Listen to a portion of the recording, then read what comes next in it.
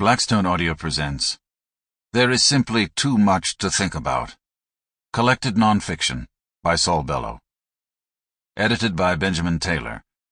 This book is read by Malcolm Hillgartner. Once you begin talking, once the mind takes to this way of turning, it keeps turning, and it dips through all events. And perhaps it makes matters slightly more tolerable to let it turn. Though I can't see why they should be tolerable. It is really a frightful moment. But what can one do? The thoughts continue turning. Mr. Zomler's Planet. Prologue. Starting out in Chicago.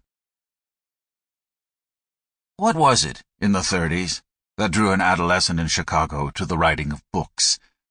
How did a young American of the Depression period decide that he was, of all things, a literary artist?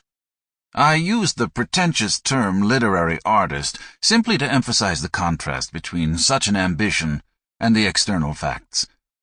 A colossal industrial and business center, knocked flat by unemployment, its factories and even its schools closing, decided to hold a World's Fair on the shore of Lake Michigan, with towers, high-rides, exhibits, Chinese rickshaws, a midget village in which there was a midget wedding every day, and other lively attractions including whores and con men and fan dancers. There was a bit of gaiety, there was quite a lot of amoebic dysentery. Prosperity did not come back. Several millions of dollars were invested in vain by businessmen and politicians. If they could be quixotic, there was no reason why college students shouldn't be impractical too. And what was the most impractical of choices in somber, heavy, growling, low-brow Chicago? Why, it was to be the representative of beauty, the interpreter of the human heart, the hero of ingenuity, playfulness, personal freedom, generosity, and love. I cannot even now say that this was a bad sort of crackpot to be.